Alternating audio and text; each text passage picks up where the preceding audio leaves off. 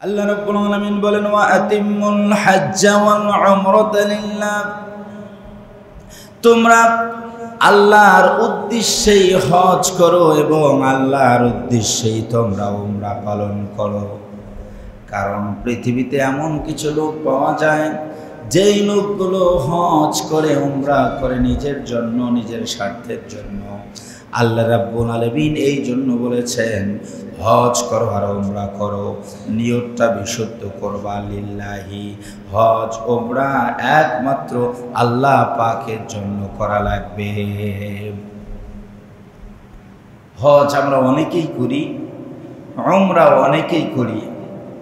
অনেকেই হজ করি নামের শুরুতে আলহাজ লেখার জন্য, অনেকেই হজ করি সমাজের মানুষে আমাদেরকে যেন একটু ভালো চোখে দেখে এজন্য।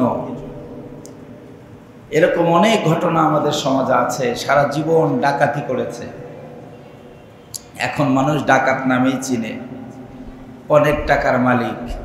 এখন হজ করতে গেছে যেন ডাকাত নামটা পরিবর্তন করে হাজি নামটা লাগানো যায়। কি বলেন, আছে না নাই? আপনাদের রংপুরের মধ্যে এরকম একজন লোকের নাম পেয়েছি আমি, প্রসিদ্ধ একজন ডাকাত, কিন্তু শেষ বয়সে তার নাম মানুষ সবাই ডাকাত বলেই ডাকে। তো এখন নামটা অন্তত একটু ঘুচানো দরকার, আলহাজ যেন ব্যবহার করা যায়, হজ করেছে। সবাই এমনটা করে না, বহু চোর, বহু ডাকাত আল্লাহর ওলি হয়ে গেছেন, হাজি হয়ে গেছেন, নামাজি হয়েছেন, পরহেজগার হয়েছেন। আমি তাদের বিরোধিতা করছি না, আমি বলছি হজ এভাবে নাম পরিবর্তনের জন্য করা যাবে না। হজকে ফরজ হিসাবে আল্লাহর জন্যই আদায় করতে হবে।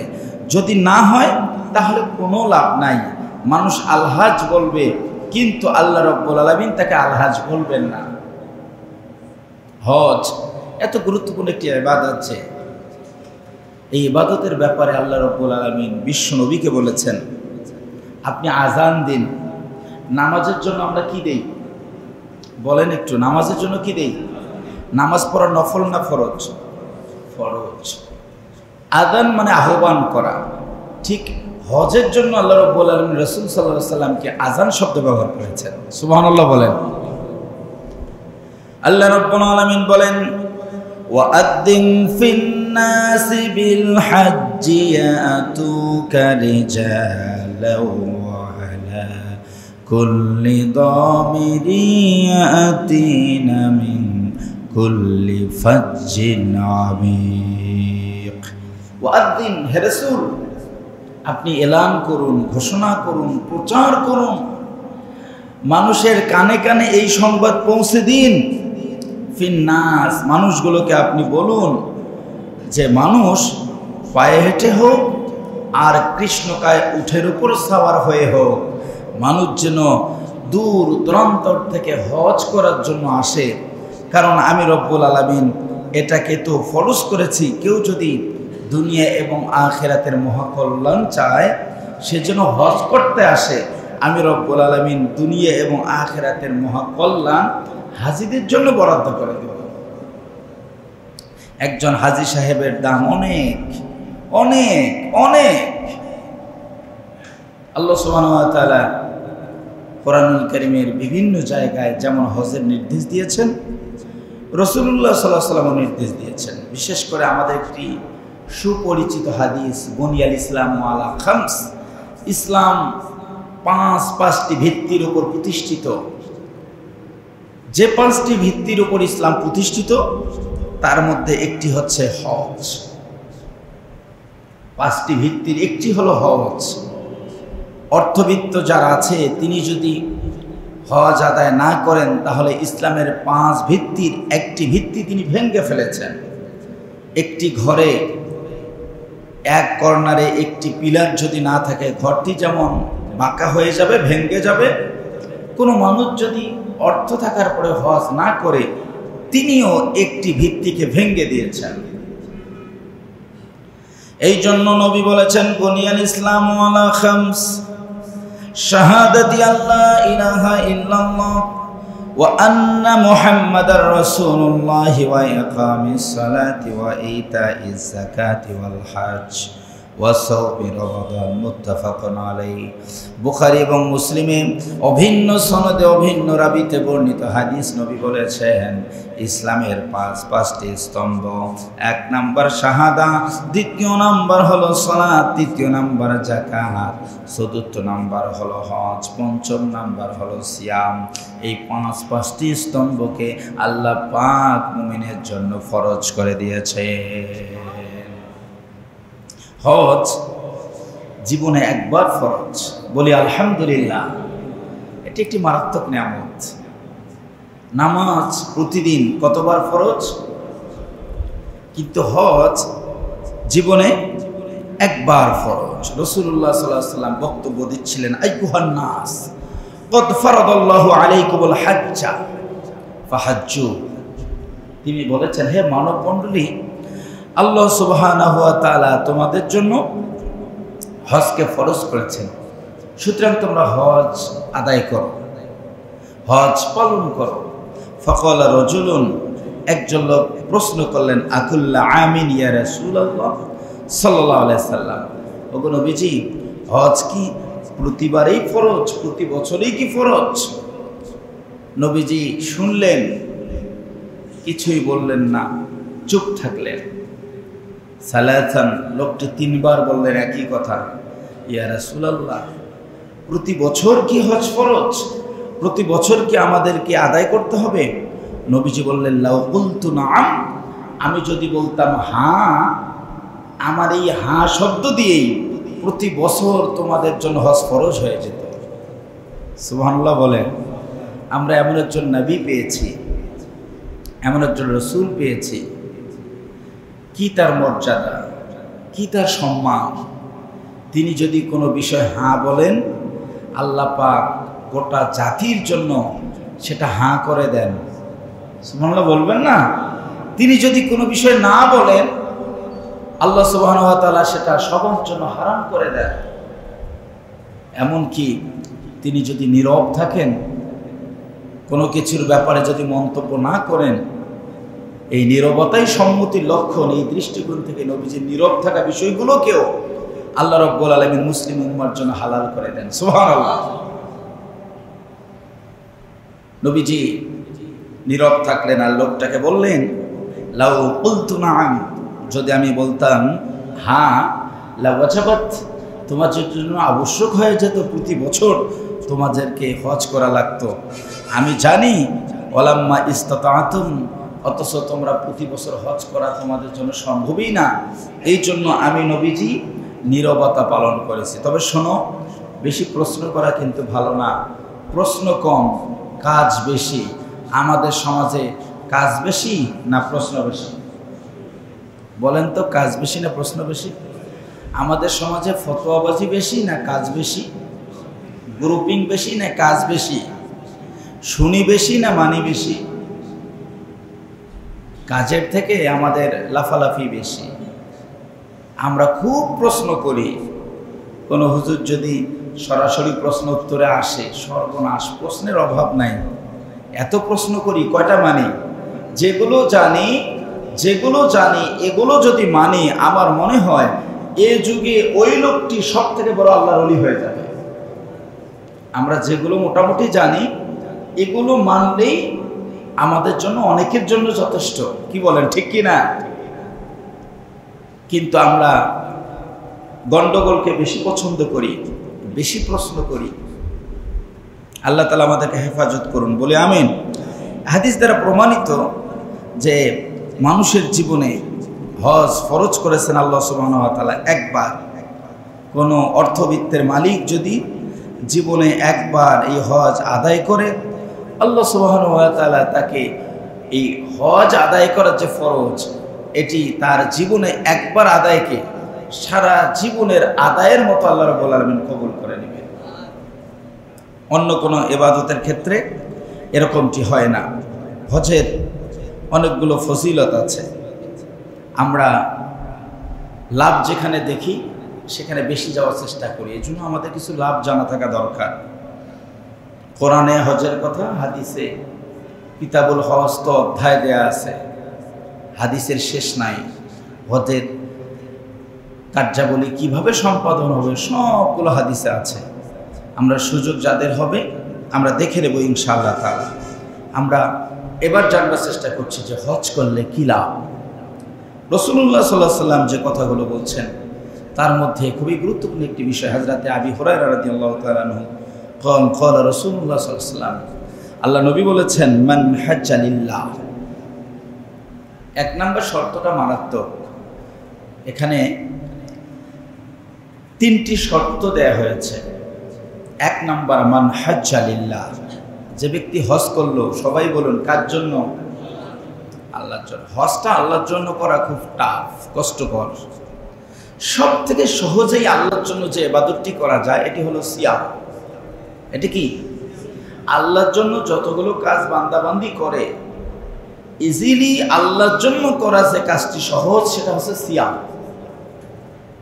এখানে লৌকিকতা বলতে কিছু থাকে না, কিন্তু হজটাতে আল্লাহর জন্য করা খুবই কষ্টকর।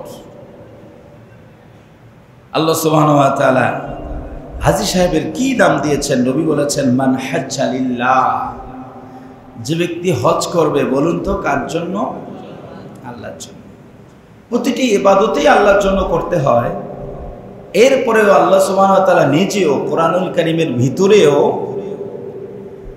আল্লাহর জন্য সব ইবাদত করতে হয়, তারপরে দু একটি ইবাদতকে আলাদাভাবে বলেছেন এটি আল্লাহর জন্য করবা। এটি নির্দেশ আল্লাহ এভাবে দিয়েছেন যে সাধারণত এই ইবাদতগুলো আল্লাহর জন্য করা যায় না, মানুষকে দেখানোর জন্যই বেশি হয়। আল্লাহ রাব্বুল আলামিন বলেন, কুল ইন্না সলাতি ওয়া নুসুকি ওয়া মাহইয়ায়া ওয়া মামাতি লিল্লাহি রাব্বিল আলামিন। হে রাসূল, আপনি বলুন, ইন্না সলাতি, নিশ্চয় আমার সালাত, ওয়া নুসুকি, নুসুকুন মানে অনেকে বলেছেন কোরবানি অথবা হজের কার্যাবলী। নুসকুন হলো হজের সঙ্গে সংশ্লিষ্ট ইবাদতগুলোকে আল্লাহ রাব্বুল আলামিন বলে দিয়েছেন, নিশ্চয়ই তোমাদের নামাজ, তোমাদের হজ, তোমাদের কোরবানি বলো, এগুলো আল্লাহর জন্য। তোমাদের জীবন, তোমাদের মরণ, আকাশ জমিনের একচ্ছত্র মালিক, সব জগতের যিনি স্রষ্টা প্রভুর জন্য করেছে বলো। আল্লাহ তাআলা স্পেসিফিক ভাবে বলে দিয়েছেন, বান্দা বান্দি, তোমার নামাজ, তোমার হজ, তোমার জীবনের, তোমার মরণের সব কিছু করবা, মনে রাখবা সব কিছুর জন্য শর্ত হলো, বলুন কার জন্য করা লাগবে? যারা আমরা হজ করি, উমরা করি, হজ আর উমরায় যাওয়ার আগে ইখলাস ঠিক করি। সবাই বলেন কি ঠিক করি? আমি যত নতুন হাজী সাহেব হজে যান, সেখানে গেলে আমি একটা নাসিহা করার চেষ্টা করি যে এই সময় আপনি ইখলাসটা ঠিক করে নেন। ৮-১০ লক্ষ টাকা ব্যয় করে হজ করে আসবেন, ৪০ দিন কষ্ট করে আসবেন, আল্লাহ কিছুই দেবে না যদি আল্লাহর জন্য না হয়। আল্লাহ নবী বলেন তিনটি শর্ত। এক নাম্বার, মান হাজ্জা লিল্লাহ, আল্লাহর জন্য যেই লোক হজ করেছে, ফালাম ইয়ারফুস ওয়ালাম ইয়াফসুক, ওই লোকটি হজ করতে গিয়ে যদি কোনো অশ্লীল কথা না বলেন আর কোনো অশ্লীল কাজ না করেন। আল্লাহর জন্য হজে গেল, অশ্লীল কথা বলল না, অশ্লীল কাজ করলো না। কয়টি কাজ? একটু বলেন না, কয়টি? মুখস্থ করে না, হাদিস থেকে বলছি তো। কয়টি কাজ? তিনটি। অশ্লীল কথা বলল না, অশ্লীল কাজ করলো না, হজটা করলো আল্লাহর জন্য। কি লাভ! মারাত্মক একটি লাভ। আল্লাহু আকবার! এত চমৎকার লাভ। নবী বলেছেন, রাজাআ কামা ওয়ালাদাতহু উম্মুহ, রাজাআত কামা ওয়ালাদাতহু উম্মুহ। সুবহানাল্লাহ বলেন।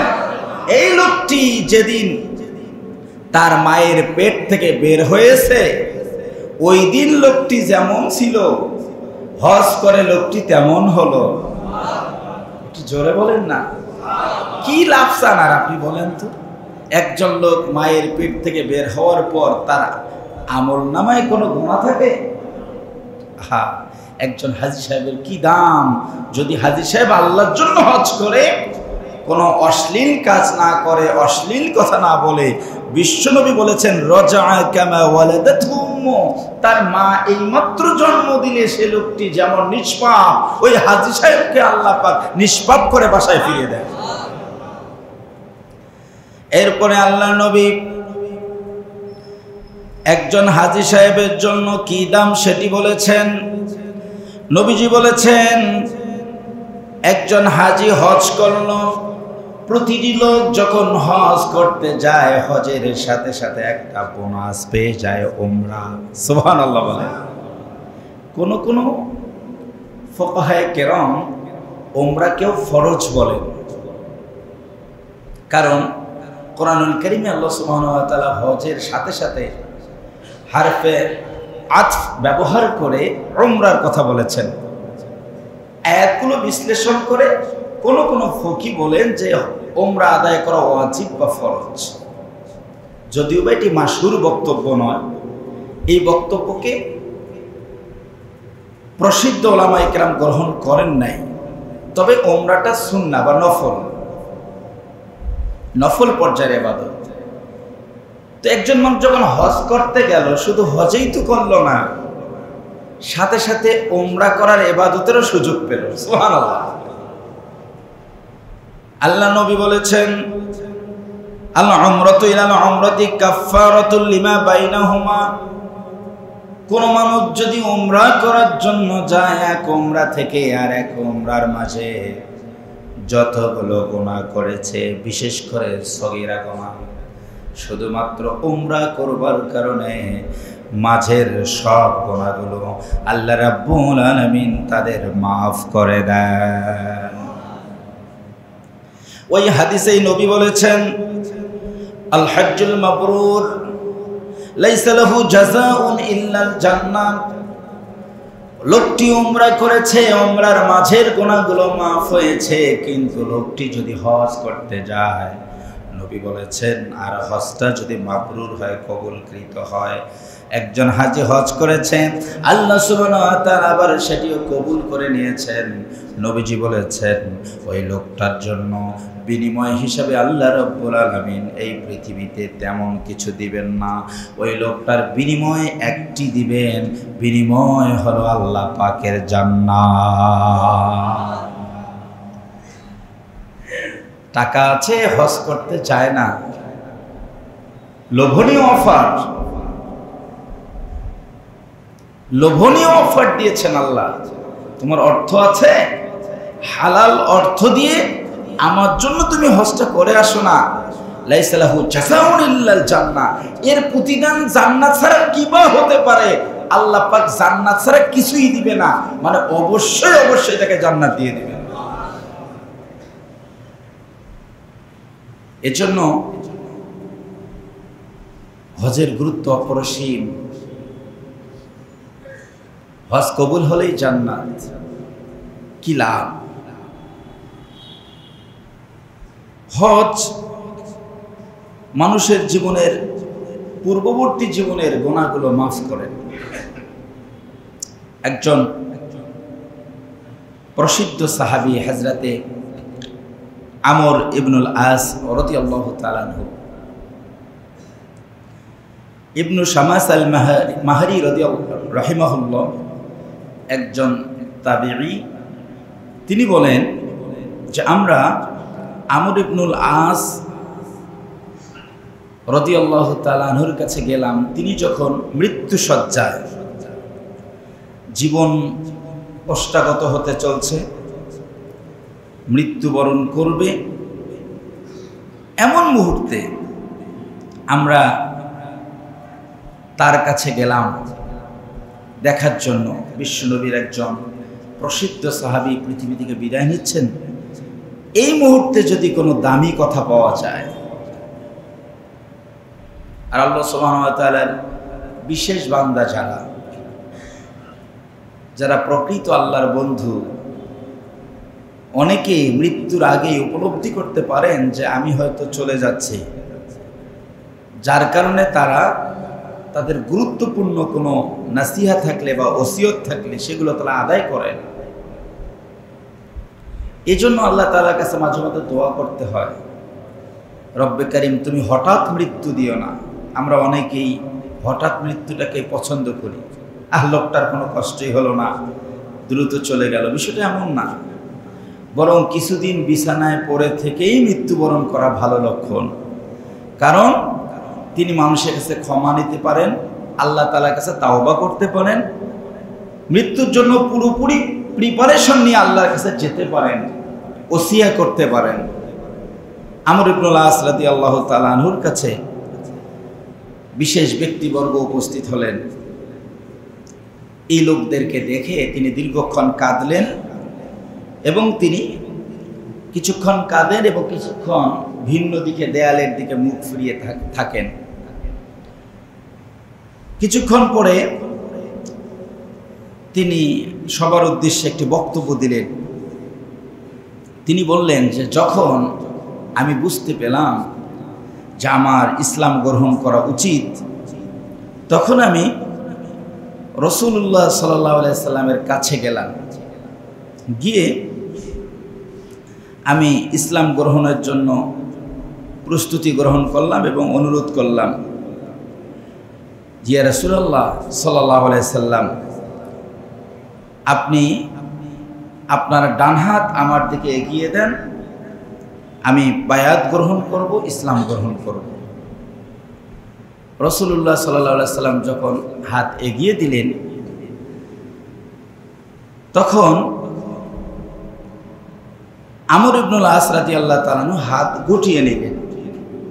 নবী বললেন, আমর, তুমি আমাকে হাত বাড়াতে বললে, তো দুই হাত কাছাকাছি না গেলে তো আর হাতে হাত লাগানো যাবে না, বায়াত করা যাবে না।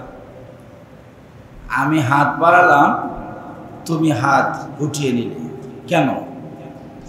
আমর ইবনুল আস রাদিয়াল্লাহু তাআলা আনহু বলেন, ইয়া রাসূলুল্লাহ, আরাদতু আন আস্তারিত, আমি আপনার কাছে একটা শর্ত দিব। আমি বায়াত গ্রহণ করব ঠিক আছে, কিন্তু এটি শর্তযুক্ত বায়াত হবে। শুধু হাত দিলাম আর বায়াত গ্রহণ করব না। আপনি যদি আমার কন্ডিশনে রাজি হন, তাহলেই আমি আপনার কাছে বায়াত গ্রহণ করব। সুবহানাল্লাহ বলেন। আমর ইবনুল আস রাদিয়াল্লাহু তাআলা কিন্তু অত্যন্ত বিচক্ষণ। সে যুগের সর্বোচ্চ শিক্ষিত ব্যক্তিবর্গের একজন, মেধাবী ব্যক্তি। পৃথিবীর কোনো রাষ্ট্রে যদি কাফেররা কোনো বিশেষ ব্যক্তিকে প্রেরণ করতেন, তাহলে আমর ইবনুল আস রাদিয়াল্লাহু তাআলাকে প্রেরণ করতেন এবং কাফেররা তাকে বড় বুদ্ধিজীবী হিসেবে জানতেন। এই বুদ্ধিজীবী নবীজির কাছে এসে শর্ত জড়িয়ে দিয়েছেন যে আপনি যদি শর্ত মানেন তাহলে বায়াত হবে, না হলে হবে না। নবীজি বলেন, আমর ইবনুল আস, বলো দেখি কি শর্ত? আমর ইবনুল আস বলেন, আইয়ুগফার লি ইয়া রাসূলুল্লাহ, আপনার কাছে আমার শর্ত, জীবনে অনেক গুনাহ করেছি, অনেক অপরাধ করেছি, আপনি যদি গ্যারান্টি দেন আপনার কাছে ইসলাম গ্রহণ করলে জীবনের গুনাহগুলো মাফ হবে, তাহলে আমি ইসলাম গ্রহণ করব। যদি গুনাহ থাকে আর ইসলাম গ্রহণ করি, তাহলে আমার লাভটাই কি হলো? নবীজি বলেছেন, শোনো, তুমি ইসলাম গ্রহণ করো, তোমার জীবনের সব গুনাহ আল্লাহ তাআলা মাফ করে দিবে। কি মেধাবী মানুষ! আমরা হইলে বলতাম, আমি তো আগে ওই দলের মন্ত্রী ছিলাম, আপনি কি নমিনেশন এবার দিবেন? তাহলে আসি, নইলে নাই। কি বলেন, ঠিক কি না? আমাদের কন্ডিশন হলো এরকম, আগে ছিলাম জয়েন্ট সেক্রেটারি, এবার কি সেক্রেটারি বানাবেন? তাহলে দল চেঞ্জ করি, না হলে নাই। কি বলেন, ঠিক কি না? কিন্তু আমর ইবনুল আস বলেন, ইয়া রাসূলুল্লাহ, আমি তো অনেক বড় বুদ্ধিজীবী ছিলাম, কাফেরদের মাননীয় সম্মানীয় ব্যক্তি ছিলাম, কিন্তু আমার শর্ত হলো, আপনি বলুন আমার জীবনের গুনাহগুলো থাকবে নাকি আমার জীবনের গুনাহগুলো মাফ হয়ে যাবে? নবীজি বলেন, আমর ইবনুল আস, শোনো শোনো শোনো শোনো আমর ইবনুল আস, কোন মানুষ যদি ইসলাম গ্রহণ করে ইয়াহদিমু মা কানা কাবলাহু, ওই লোকটার জীবনের পূর্বের যত গুনাহ থাকে আল্লাহ পাক ইসলাম গ্রহণের সাথে সাথে জীবনের সব গুনাহগুলো মাফ করে দেন।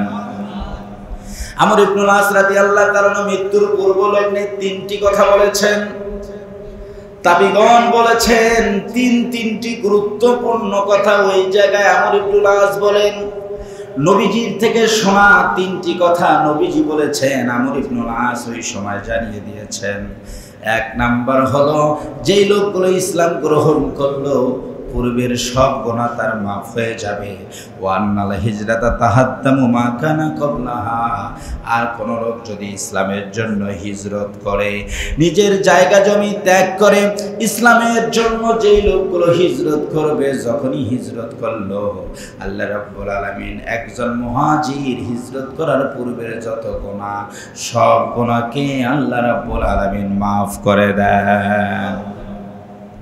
তৃতীয় কথা বলেছেন, ওয়ান্নাল হাজ্জা ইয়াহদিমু মা কানা ক্বাবলাহু, একজন মানুষ এই মাত্র ইসলাম গ্রহণ করে যেমন জীবনের গুনাহ মাফ করে নিতে পারেন, এই মাত্র হিজরত করে যেমন জীবনের গুনাহ মাফ করে নিতে পারেন। বিশ্বনবী বলেছেন আমর ইবনুল আস, শোনো শোনো শোনো, কোন মানুষ যদি আন্নাল হাজ্জা ইয়াহদিমু মা কানা ক্বাবলাহু, কোন মানুষ যদি হজ করে, তাহলে ওই লোকটি হজ করার পূর্বে যতগুলো গুনাহ করেছে আল্লাহ রাব্বুল আলামিন নতুন ইসলাম গ্রহণকারী ব্যক্তিকে যেমন করে মাফ করে দেন, একজন হাজির বিগত দিনের সব গুনাহ একইভাবে আল্লাহ তাআলা মাফ করে দেন। দেখুন একজন হাজির কি দাম, কি সম্মান, কি মর্যাদা। আল্লাহ রাসূল সাল্লাল্লাহু আলাইহি ওয়াসাল্লাম একজন হাজির কি মর্যাদা, এটি বলতে গিয়ে বলছেন, সাহাল ইবনে সাদ রাদিয়াল্লাহু তাআলা আনহু থেকে বর্ণিত,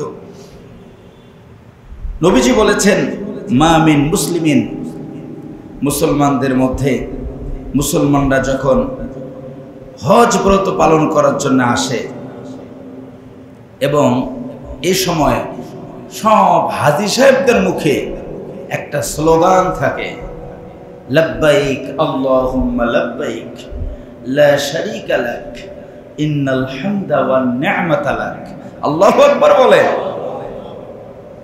এই অনুবাদ যদি হাজী সাহেব বুঝতো, হজ থেকে আসার পর ইসলাম বিরোধীদের ধারের কাছে যেত না, আবার হজও করে মুশরিকদের সঙ্গে কাঁধে কাঁধ মিলিয়ে চলে। এমন হাজিও আছে না নাই? হাজি তুমি বুঝোই নাই, তুমি কি স্লোগান দিলা, ওখান থেকে এসে আবার তোমার মুখে কোন পচা স্লোগান চলে। কি বলেন, ঠিক কি না? আল্লাহ নবী তালবিয়ার কথা বলেছেন। একজন হাজি হজ পালন করতে গিয়া যখন তালবিয়া পাঠ করে, আল্লাহর নবী বলেছেন, আন ইয়ামিনিহি আন শিমালিহি মিন হাজারিন আও শাজারিন, ওই লোকটার ডানে ওই লোকটার বামে যতগুলো গাছ থাকে, যতগুলো পাথর থাকে, বৃক্ষলতা থাকে, হাজী সাহেব হজ পালন করার জন্য যখন যান, লাব্বাইক লাব্বাইক বলে। শুধুমাত্র হাজী সাহেবই বলে না, নবী বলেছেন ডানে বামে পাথরগুলো, গাছগুলো সবাই হাজী সাহেবের সাথে তারাও তালবিয়া পরে আল্লাহকে জানিয়ে দেয়। লাব্বাইক শুধু মানুষ বলে না, হাজি বলে না, এই লাব্বাইক লাব্বাইক হাজী সাহেবের সম্মানার্থে তাদের মুখের সাথে ঠোঁট মিলিয়ে পাথর আর বৃক্ষরাজি তারাও লাব্বাইক লাব্বাইক স্লোগান দেয়। সুবহানাল্লাহ।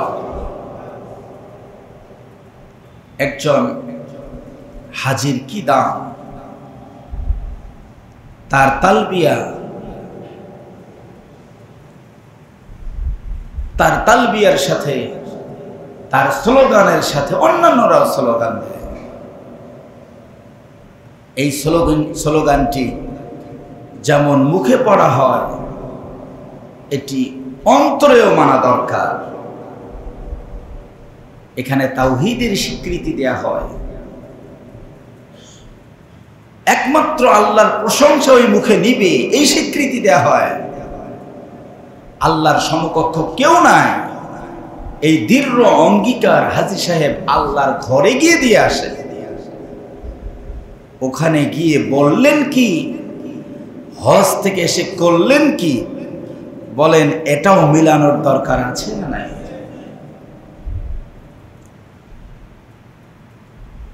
হাজী সাহেবদেরকে মুজাহিদ বলা হয়েছে। সুবহানাল্লাহ বলেন। আমরা মুজাহিদ বলতে বুঝি শুধুমাত্র যুদ্ধের ময়দানে যারা যুদ্ধ করে। অনেকভাবে ইসলামে মুজাহিদ হওয়া যায়, আর অনেকভাবে জেহাদ করা যায়। ও জেহাদ তো একটা সন্ত্রাসী শব্দ না? এই 2-3 জন বললেন জেহাদ সন্ত্রাসী শব্দ না? জেহাদ শুনলে অনেকের গায়ে চুলকানি লাগে না? আরে আপনাদের কাতারে বসা বসা আছে, কি ভাবছেন? এখানেই আছে, এখানেই আছে যে মাঝে মাঝে এমন লোক আছে নামাজও পড়ে, কিন্তু এই শব্দ শুনে উড়ি বাবা জেহাদ কেন? ও জেহাদ বুঝেই না। নামাজ পড়া যেমন ফরজ, জিহাদ করাও। বললেন না আপনারা? বলেন তো জিহাদ করা কি? সবাই বলেন কি? এটা অস্বীকার করলে মুমিন না কাফের? নামাজের কাতারে এসে নামাজ পড়েন আবার জিহাদ সহ্য করেন, আপনি কাফের কাফের কাফের, কোনো সন্দেহ নাই। আল্লাহ তাআলার নামে আপনি কাফের লেখা আছেন। জিহাদ ফরজ করেছেন কে? কোরআনুল কারীমে আছে। কোথায় আছে? অনেক জায়গায়। জিহাদ কিন্তু সন্ত্রাসী না, টেরোরিজমের সঙ্গে ইসলামের কোনো সম্পর্ক নাই। বুঝতে হবে জিহাদ এক জিনিস, সন্ত্রাসী আর এক জিনিস। ইসলাম সন্ত্রাসকে সাপোর্ট করে না, পছন্দ করে না, কিন্তু জিহাদ করা ইসলাম ফরজ করেছেন। সুবহানাল্লাহ। যারা হাজী তারাও জিহাদ করে। সুবহানাল্লাহ বলেন। যারা হাজী তারাও মুজাহিদ। নবী বলেছেন, আয়েশাতুল হুমায়রা রাদিয়াল্লাহু তাআলা আনহা একদিন প্রশ্ন করেছেন, ইয়া রাসূলুল্লাহ সাল্লাল্লাহু আলাইহি সাল্লাম, আমাদের কি জিহাদ নেই? আমরা কি জিহাদ করব না? আমরা কি মুজাহিদা হব না? আমরা কি আল্লাহ তাআলার কাছে সম্মানিত হব না? নবীজি বলছেন, লাকুন্না আহসানুল জিহাদ ওয়া আজমালুহুল হজ। তোমাদের জন্য জিহাদ হলো হজ আদায় করা। সুবহানাল্লাহ বলেন। সুতরাং কোন হাজী, বিশেষ করে যারা নারী, তারা যদি হজ করতে যায় তাহলে এই সমস্ত নারীরা হজও করল, তারা মুজাহিদ হওয়ার সৌভাগ্য অর্জন করল। কোন মানুষ যদি হজে গিয়ে মৃত্যুবরণ করে তাহলে ওই লোকটি জিহাদের ময়দানে মৃত্যুবরণ করলে যেমন শহীদ, হজ পালন করার জন্য ঘর থেকে বের হয়েছেন, এখনো হজ পালন হয় নাই, হজের রাস্তায় মৃত্যুবরণ করেছেন, ওই লোকটাও আল্লাহর কাছে শহীদ হিসেবে গণ্য হয়ে যায়। একজন হাজীর কি দাম! একজন হাজী, যতগুলো জায়গায় হাজীর মর্যাদা আছে, সম্মানের কথা আছে, সবগুলোই গুরুত্বপূর্ণ। তার মধ্যে আমার কাছে মনে হয় যে একজন হাজীর জন্য সবথেকে বড় পাওয়াটা হলো যে হাজী সাহেব আল্লাহর মেহমান হওয়ার সুযোগ পান। বুঝি নাই জন্য সুবহানাল্লাহ আসতে বললাম। কারণটা হলো, যদি আমাদের দেশের কোনো একজন ব্যক্তিকে বলা হয় যে আমেরিকার প্রেসিডেন্ট আপনাকে মেহমান করেছেন, 2 দিনের সফরে আপনি জো বাইডেনের মেহমান হবেন, আপনি হোয়াইট হাউসে গিয়ে তার সঙ্গে সাক্ষাৎ করবেন, বাংলাদেশের কোনো মিডিয়া থাকবে না, এই যখন থেকে শুনলো আর যতক্ষণ দেশে আসে নাই তার ডানে বামে সামনে থাকবে না, এমন কোনো মিডিয়া খুঁজে পাওয়া যাবে না। কি দাম জো বাইডেনের মেহমান! কি বলেন, ঠিক কিনা? আপনি ভাবলেন না এরকম লক্ষ কোটি জো বাইডেন যার সৃষ্টি, আহা, বিশ্ব নবীরও না, কিন্তু স্বয়ং ক্রিয়েটর, স্বয়ং রব, স্বয়ং প্রভু আল্লাহ, তার মেহমান, এর থেকে দাম পৃথিবীতে আর কোথাও থাকতে পারে না। আল্লাহ পাকের মেহমান হওয়ার সৌভাগ্য টাকা থাকলেই হবে না, নসিবে থাকতে হবে। যার মেহমান আপনি হবেন তার দয়া মায়া থাকতে হবে, তাহলেই তার মেহমান হওয়া সম্ভব। আল্লাহ নবী হাজী সাহেবদেরকে আল্লাহর মেহমান বলেছেন। আল্লাহর মেহমান, এটি ভাববার বিষয়। কার কপালে জুটে যে আল্লাহর মেহমান হওয়ার? আপনি যদি আমার বাসায় যান, কোন মেহমান, অথবা আমি যদি আপনার বাসায় যাই, আপনার যা আছে উজাড় করে দিবেন। আপনি চেষ্টা করবেন আমার মেজবান যেন কোনো কারণে অপমান বোধ না করে। আপনার মেজবানকে আপনি সন্তুষ্ট করার জন্য সর্বোচ্চ ছেড়ে দিবেন। আল্লাহ রাব্বুল আলামিন মেজবানদেরকে ডাকেন, হাজী সাহেবরা আসো, আজ তোমরা আমার মেহমান হয়েছো, তোমাদেরকে খুশি করার জন্য যত প্রকার অফার দেয়া দরকার আমি আল্লাহ পাক হাজী সাহেবদের জন্য সব আপ্যায়নের ব্যবস্থা করে দিব। আল্লাহ নবী বলেছেন, হযরতে আবু হুরায়রা রাদিয়াল্লাহু তাআলা আনহু থেকে বর্ণিত, বান্দা বান্দি 3 জায়গায় আল্লাহর মেহমান হতে পারে। কয় জায়গায় আমরা হতে চাই? তাহলে মুখস্থ করে নেই, আমরা 3 জায়গায় আল্লাহর মেহমান হতে পারবো। কয় জায়গায়? নবীজি বলেছেন, আফদুল্লাহি তাআলা, 3টি জায়গায় বান্দা বান্দি আল্লাহর মেহমান হতে পারে। 1 নাম্বার হলো আল গাজী, যারা যুদ্ধের ময়দানে যায়, যুদ্ধের ময়দানের যারা মুজাহিদ, সাধারণ লোক না, আল্লাহর মেহমান। আল্লাহু আকবার।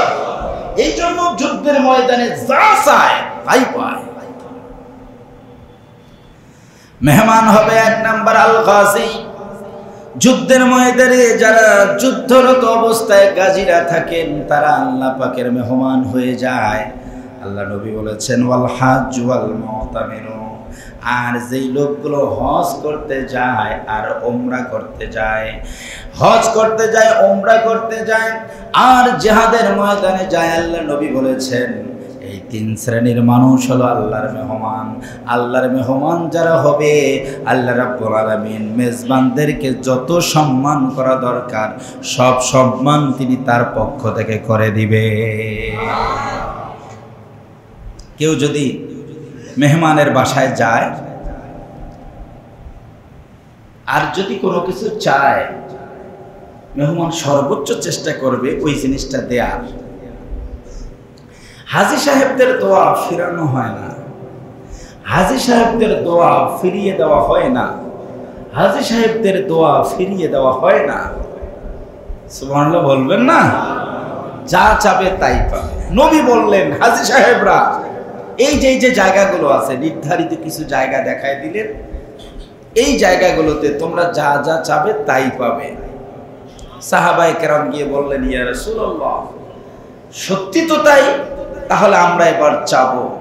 সাহাবায়ে কেরামের অনেকের অভাব ছিল, গিয়ে বললেন যে আল্লাহ তুমি আমাকে 2টা খেজুর বাগান দাও, 2টা বাচ্চা দাও, আমাকে 2টা বিবি দাও, আমাকে সম্পদ দাও। নবী বললেন, জি, যা চাবে তাই কবুল। সুবহানাল্লাহ বলেন।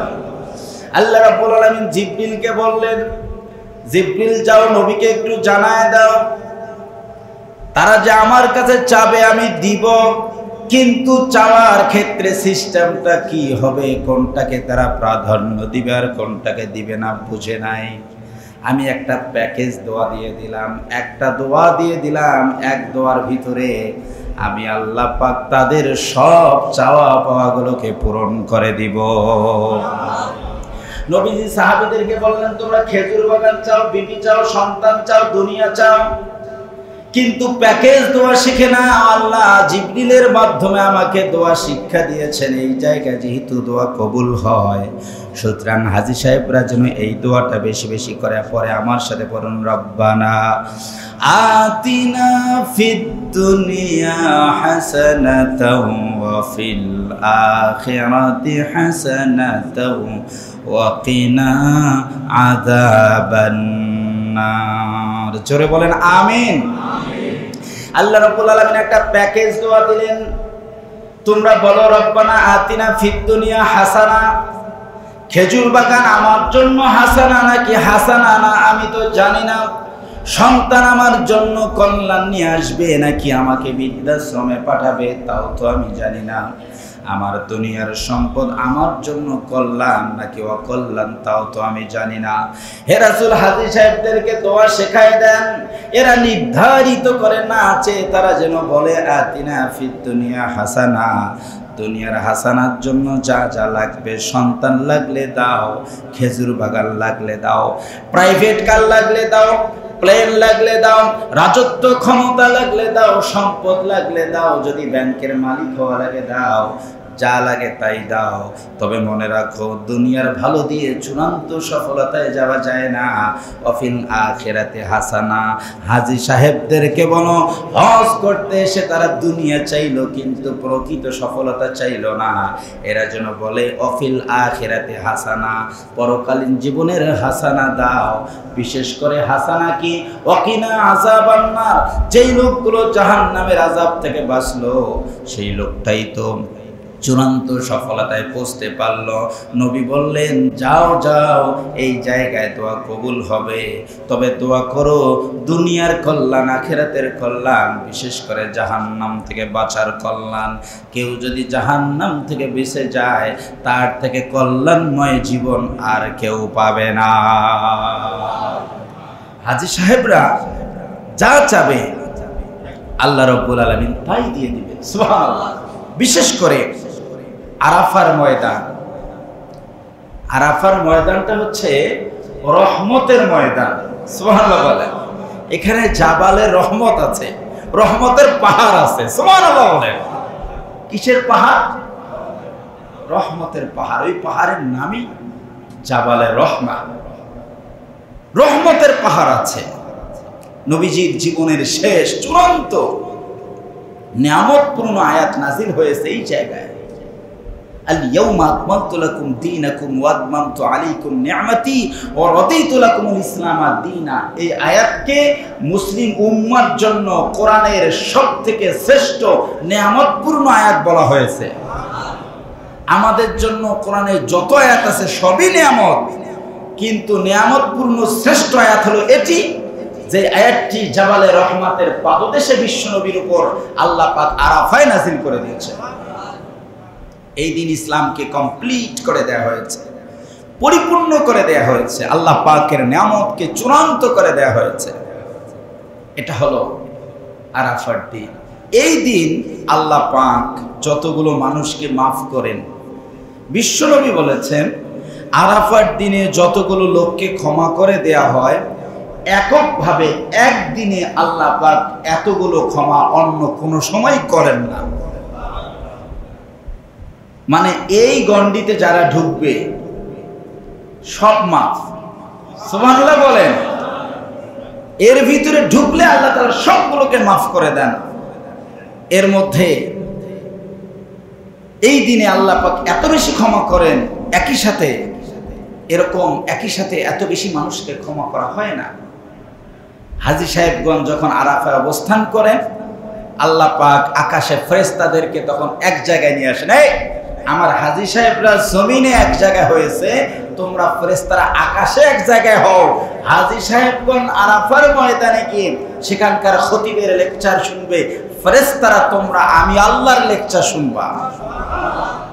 হাজী সাহেবগণ আরাফায় বসে বলুন প্রশংসা করেন কার? আরাফার খতিব সাহেব কার কথা বলেন? আর আল্লাহ পাক ফেরেশতাদের সামনে আরাফাবাসীর ব্যাপারে কথা বলেন। সব হাদিসে আছে। একজন হাজির এত দাম। সুতরাং এই হজ করতে গেলে যে শর্তগুলো আছে সেই শর্তগুলো পূরণ করতে হবে। হালাল উপার্জিত সম্পদে হজ করা লাগবে। এই জায়গায় হাত দিলে তো বহু হাজিগিরি শেষ। কি বলেন, ঠিক কি না?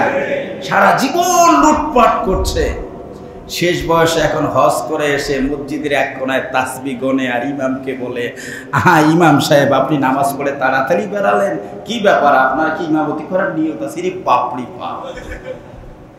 সারা জীবনের সম্পদের পাহাড় করছে ব্যাংকে, ইমাম তাড়াতাড়ি বেড়ায় কারণ এইটা ধরে, কারণ ওর তো আর টাকা লাগে না, যা তা তো নিচেই সে। কি বলেন, আছে না নাই? হ্যাঁ, হাজী সাহেবদের অনেক দাম। তবে আল্লাহ রাব্বুল আলামিন যে শর্তগুলো দিয়ে হজ করতে বলেছেন, শর্তগুলো পূরণ করতে হবে। সম্পদ হালাল হতে হবে, হাক্কুল ইবাদা নষ্ট করে থাকলে সেটা আদায় করে দিতে হবে, ইখলাসের সাথে আল্লাহর জন্যই হজ করতে হবে, তাহলেই আল্লাহ পাক ক্ষমা করে দিবেন। আর আমরা যারা আছি অনেকেই হাজী সাহেবদেরকে নিয়ে খুবই বাজে মন্তব্য করি। আমি এই বিষয়টি আপনাদেরকে সাবধান করে দিতে চাই। অনেক হাজী হজ করে আসলো, মানে একদিকে যেমন তার প্রশংসা শুরু হলো, আরেকটা গ্রুপ তার দুর্নামের দায়িত্ব নিয়ে নিল। কিছু হলে হাজী সাহেব এটা কি বলেন, আছে না নাই? হাজী সাহেবকে ইনসাল্ট করা যাবে না, অপমান করা যাবে না। যদি আল্লাহ তাআলা ওই লোকটাকে ক্ষমা করে দিয়েই থাকেন, আর আমি যদি তাকে নিয়ে তুচ্ছ তাচ্ছিল্য করি, তাহলে বলুন পরকালে আমিও ধরা খাবো কিনা? সুতরাং অন্যকে নিয়ে সমালোচনা না করে নিজের গুনাহ মাফ করে নেওয়ার রাস্তা বের করা উচিত। এজন্য আমরাও হাজী সাহেবকে নিয়ে বেশি অপমান অপদস্থ করার চেষ্টা করব না। আল্লাহ তাআলা যদি মাফ করে দেন তাহলে আমার থেকে উনি অনেক দামি, ঠিক কিনা? আসুন, যাদের সামর্থ্য আছে আমরা হজ করি, হজ করার কারণে তারা নিয়তের নেকিটা পেয়ে যাবে।